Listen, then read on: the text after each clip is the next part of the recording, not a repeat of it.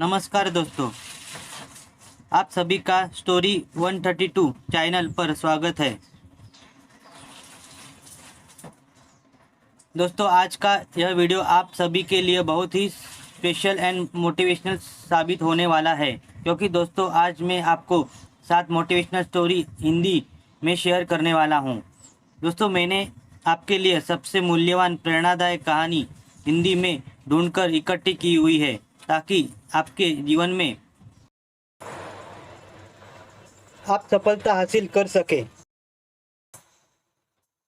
दोस्तों, आप केवल मुझे आपके कुछ चंद मिनट दीजिए इन सभी प्रेरणादायक लघु कहानियों को पढ़ने के लिए, ताकि आप उनसे कोई सबक सीख सके और जीवन भर के लिए एक याद बना सके। दोस्तों, ये कहानी केवल लघु कहानियाँ नहीं है, बल्कि ये आपके जीवन में एक परम निशान बना सकती है।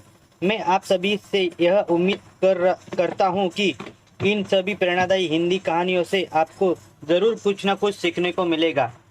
अभी आगे की कहानी हमारी मैडम आपको बताएंगी।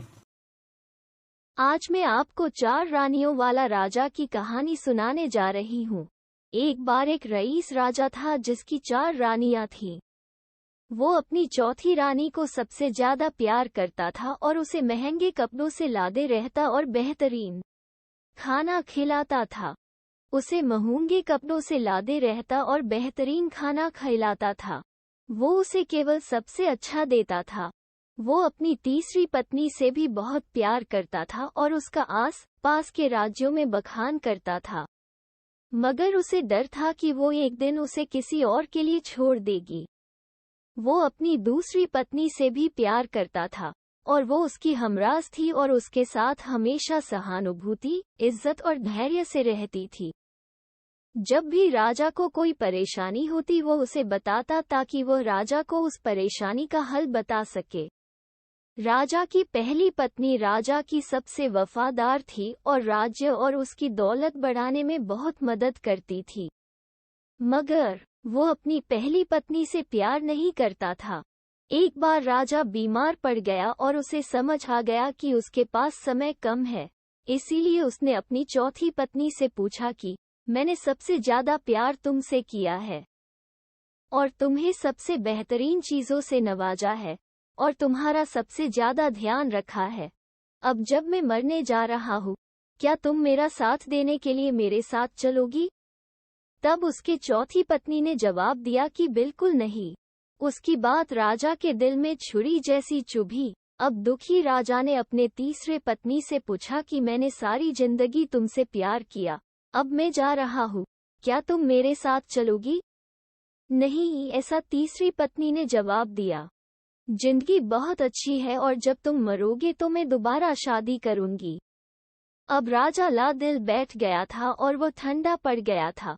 फिर उसने अपनी दूसरी पत्नी से पूछा, मैंने हमेशा जरूरत के वक्त तुमसे मदद मांगी और तुमने भी हमेशा मेरा साथ दिया। जब मैं मरूंगा क्या तुम मेरा साथ देने मेरे साथ आओगी? माफ करना, इस बार मैं तुम्हारी मदद नहीं कर सकती। दूसरी पत्नी ने जवाब दिया, ज्यादा से ज्यादा मैं तुम्हें तुम्हारी कब्र तक छोड़ सकती हूँ। उसका जवाब बिजली की तरह राजा को लगा और वो बेहद दुखी हो गया। तभी एक आवाज आई, मैं आपके साथ चलूंगी और जहां आप जाएंगे वहां चलूंगी। राजा ने नजर घुमाई तो उसकी पहली पत्नी खड़ी थी। वो बेहद कमजोर थी क्योंकि वो खाती नहीं थी।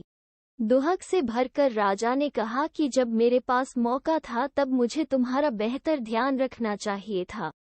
दोस्तों, इस कहानी से हमें यह सीखने को मिलता है कि हमारी चौथी पत्नी हमारा शरीर है। हम चाहे इसे सजाने धजाने में कितना भी दिल लगाएं, मृत्यु के समय ये हमें छोड़ जाएगा। हमारी तीसरी पत्नी हमारी संपत्ति, दर्जा और दौलत है। जब हम मरते हैं ये औरों को मिल जाती है। हमारी दूसरी पत्नी हमारा परिवार और समीकरण है, चाहे वो कितना ही हमारे साथ हो। ज्यादा से ज्यादा वो हमारे साथ शमशान तक आ जाएंगे, पर उससे आगे नहीं। हमारी पहली पत्नी हमारी आत्मा है, जो अक्सर दौलत, ताकत और अहंकार के सले बेध्यान हो जाती है। मगर हमारी आत्मा ही एक ऐसी है जो जहां हम जाएंगे वहां तक जाएगी। इसीलिए इसे उपजाए, ताकतवर बनाए और इसका आज से ही ध्यान रखें। यही दुनिया में आपका सबसे बड़ा तोहफा है। यह कहानी आपको कैसी लगी कमेंट में बताएं और चैनल को सब्सक्राइब करें। धन्यवाद।